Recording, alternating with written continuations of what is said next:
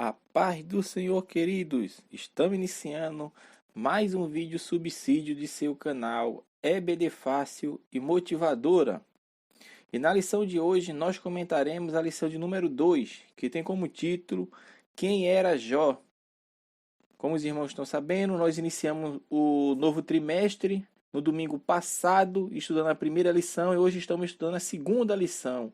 Quem era Jó? Cujo tema deste trimestre é a fragilidade humana e a soberania divina, o sofrimento e a restauração de Jó. Amém? Não se esqueça, meus irmãos, de se inscrever no nosso canal, deixar o seu joinha, compartilhar os nossos vídeos e na descrição desse vídeo, meus irmãos, temos um link que dá acesso ao teste online. Os irmãos irão clicar neste link e serão direcionados a uma página que terá um teste online, rápido, fácil e prático. Abençoe nosso trabalho com sua inscrição, deixando seu joinha, compartilhe o nosso vídeo, amém? Então vamos já, lição de número 2. Quem era Jó? O texto áureo encontra-se em Jó, capítulo 1, versículo 1. Havia um homem na terra de Uz, cujo nome era Jó. E este homem era sincero, reto e temente a Deus e desviava-se do mal. Verdade prática. Quem zela por um caráter irrepreensível obtém testemunho acerca de sua integridade. A leitura bíblica em classe encontra-se no livro de Jó, capítulo 1, dos versículos 1 ao versículo 5.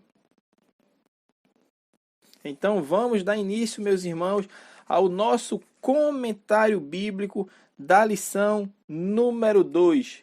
Quem era Jó? A lição está dividida em 3 tópicos. O primeiro tópico, um homem de caráter irretocável.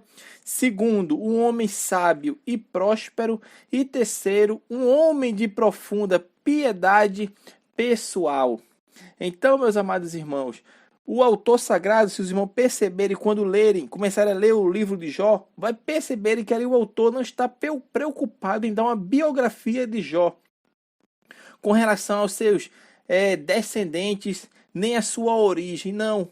Porque o que importa para o autor bíblico neste livro de Jó é o seu caráter íntegro. E é um testemunho que foi dado pelo próprio Deus.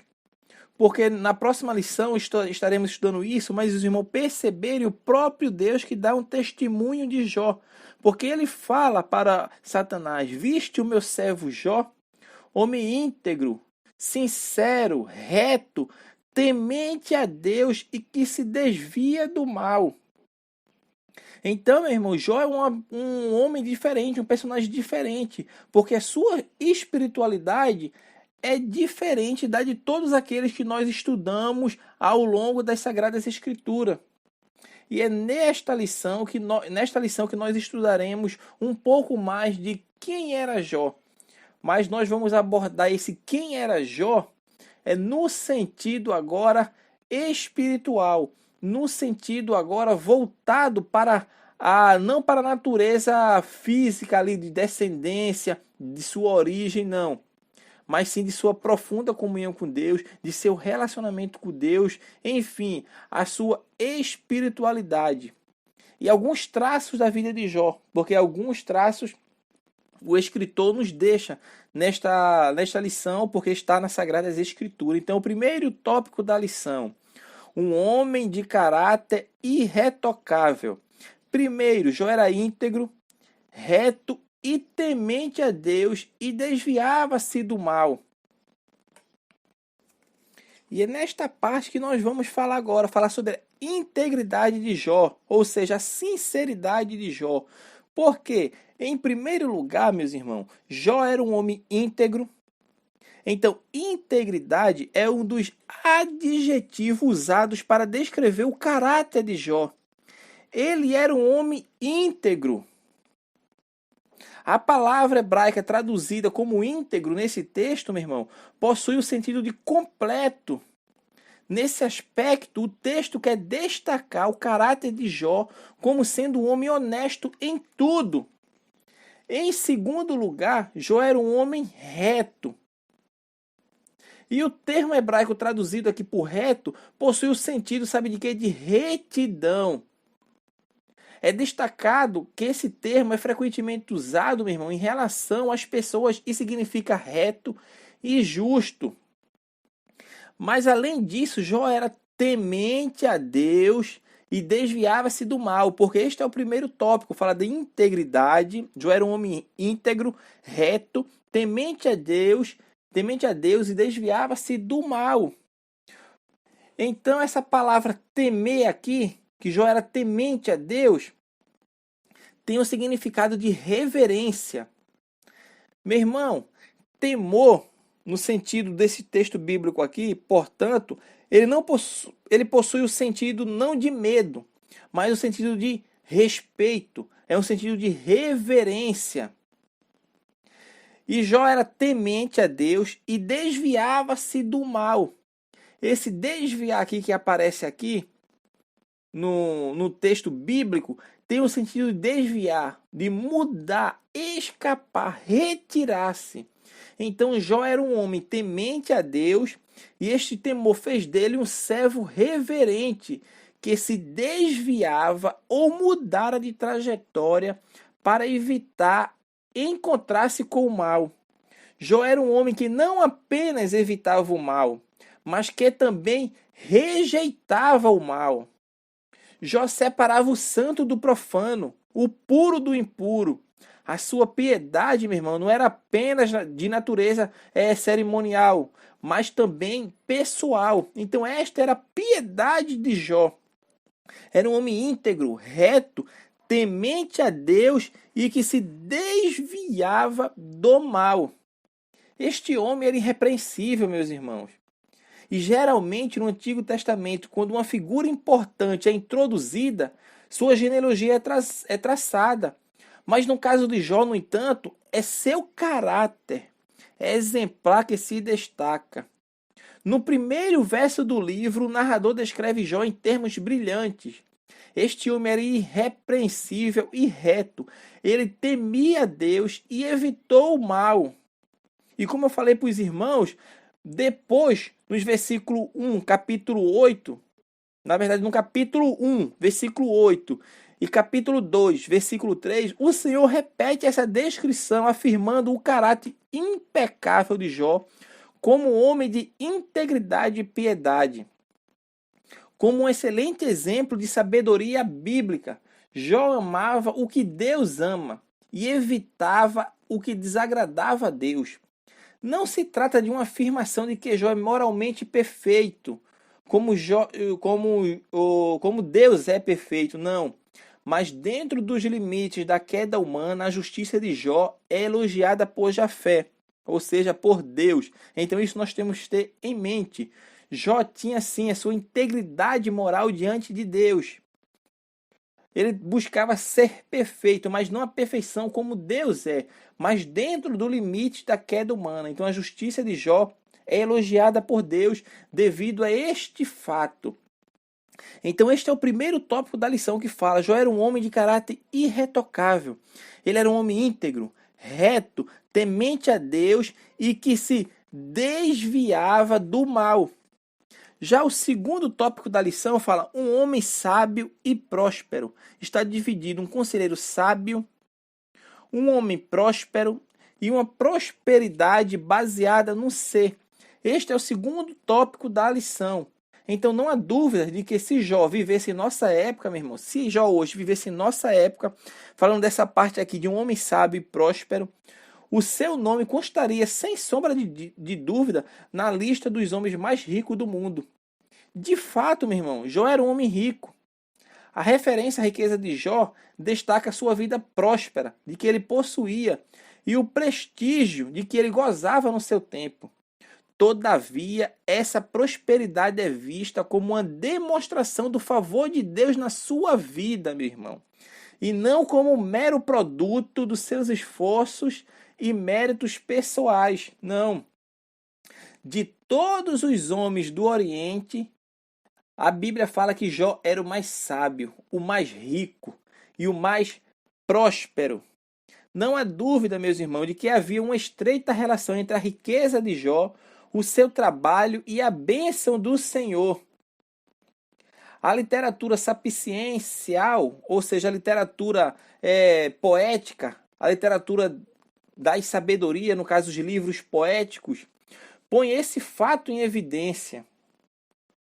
Então Jó era um homem rico, ele possuía muitos bens. A palavra de Deus fala que ele tinha 7.000 ovelhas, 3.000 camelos, 500 juntas de boi e 500 jumentas, meu irmão. E imagine só, nessa parte do mundo, os camelos existiam em grande quantidade e eram de grande utilidade, tanto para carregar carga nesses países quentes e secos, como para suportar também a sede. Muito melhor do que outras criaturas, e servia também para servir em tempo de guerra, os camelos. Portanto, a variedade dos animais que Jó possuía permite dizer que ele, se vivesse hoje, estaria no ramo de laticínios, da indústria têxtil, proteína animal e também transporte. Por que não? Porque Jó era um homem rico. Então, além de ele ser sábio, era um homem próspero, era um homem rico, que possuía muitos bens. Mas esses bens era tudo fruto da graciosa bênção de Deus na vida de Jó, que era um homem reto, sincero, temente a Deus e que se desviava do mal. Então Jó era um homem sábio, era um homem próspero e a sua prosperidade era baseada no ser e não no ter. Esta é a diferença. E nós temos um exemplo disso no Salmo 73. Por quê? Porque assim como no livro de Jó, o salmista, no caso no Salmo 73, mostra as diferenças conceituais, meu irmão, entre ser próspero e ter sucesso. Observe essa análise que nós vamos fazer, comparando, fazendo um paralelo entre a vida de Jó e o que o salmista escreve no Salmo 73. No versículo 3 do Salmo 73, lê-se: Pois eu invejava os arrogantes, ao ver a prosperidade dos perversos.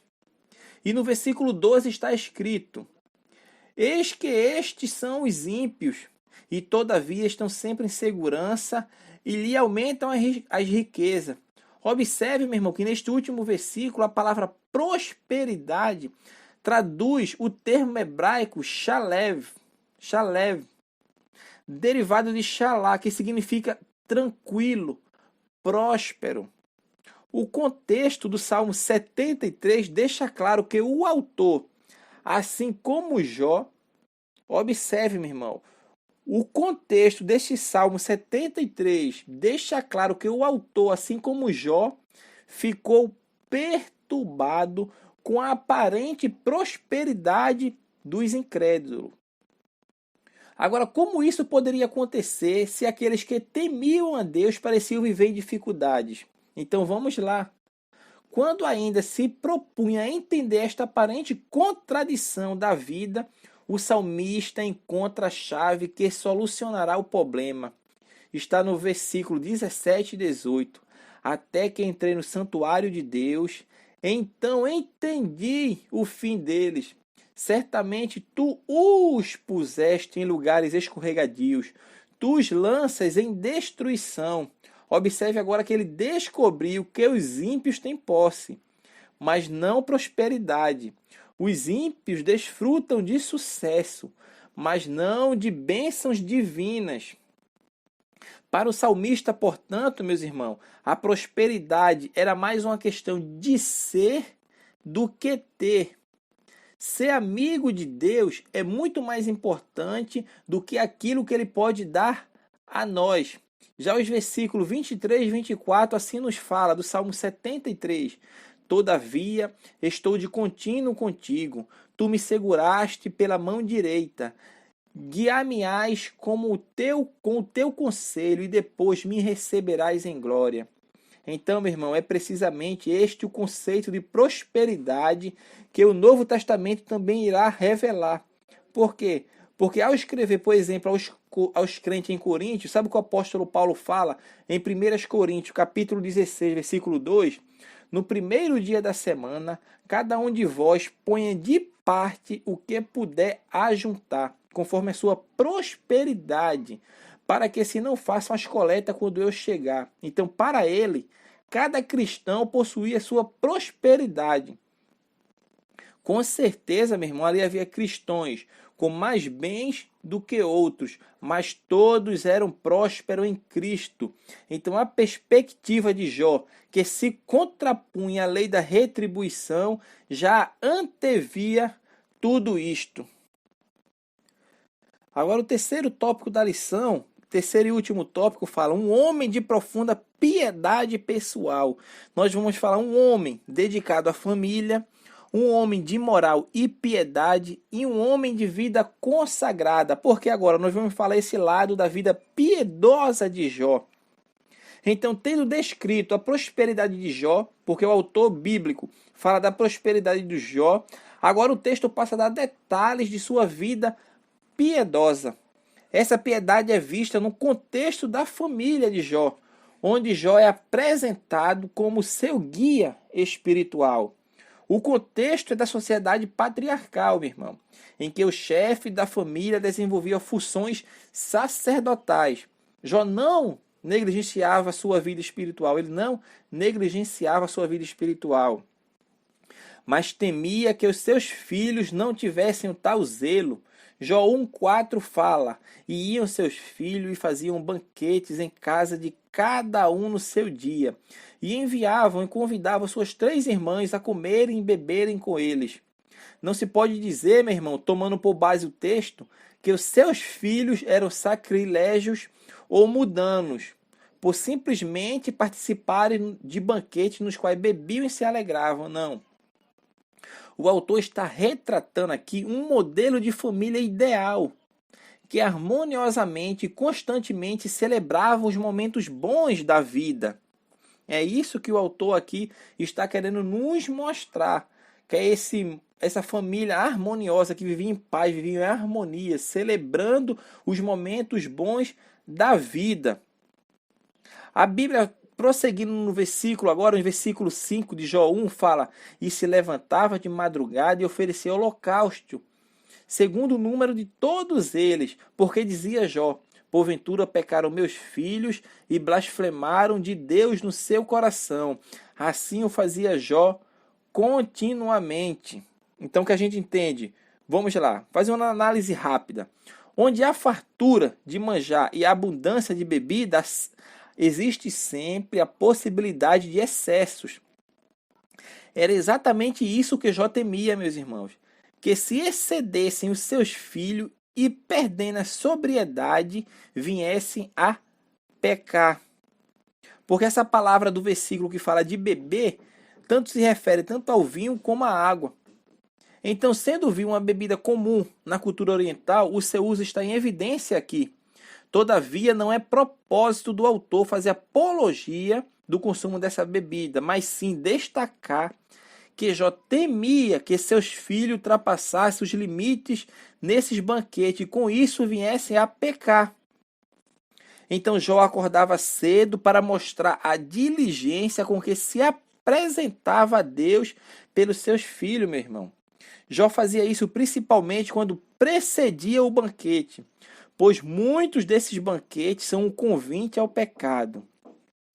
Assim como o pecado do primeiro homem está associado à comida, quase sempre havia possibilidade de pecar no comer e no beber dos banquetes. Porque já foi destacado, meu irmão. A gente destacou isso na primeira aula, que Jó viveu no contexto patriarcal, ou seja, antes do sistema sacerdotal levítico. Ele, portanto, era sacerdote da sua própria casa. E hoje, meu irmão, segundo o Novo Testamento, a função sacerdotal compete a cada um de nós, compete a cada cristão. Não há mais a necessidade de mediadores e intercessores entre Deus e o homem, exceto Jesus Cristo, conforme fala 1 Timóteo, capítulo 2, versículo 5. E o Novo Testamento, por isso, afirma que cada cristão é um sacerdote. 1 Pedro, capítulo 2, versículo 9. Então, com essa missão de líder e guia espiritual, Jó cumpria o ritual de santificar-se em favor dos seus próprios filhos. Não há indício Isso devemos deixar bem claro, que não há indícios de que os seus filhos tenham de fato cometido os pecados que Jó suspeitava. Mas mesmo assim, ele achava melhor ser precavido, adiantando-se do que lamentar depois. É aquele ditado: é melhor prevenir do que remediar. Então a piedade de Jó, meu irmão, pode ser ilustrada na sua profunda vida de oração. Jó era um homem de oração que se preocupava com a vida espiritual, não só dele, mas de toda a sua família. E isto é o que nós devemos ter em mente. Nós devemos ter essa preocupação. Então, nesta lição de hoje, nós destacamos 3 aspectos importantes na vida de Jó.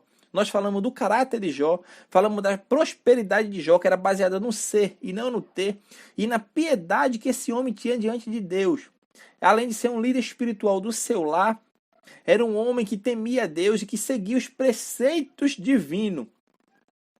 Então, meus irmãos, que possamos meditar nessa lição, porque alguém pode ser rico, mas não pode ter caráter nenhum. E isso nós temos visto muito hoje no mundo. Existem muitas pessoas ricas que têm dinheiro para fazer muitas coisas, mas mesmo assim eles não fazem, porque são pessoas que não têm caráter, são pessoas de caráteres ruins.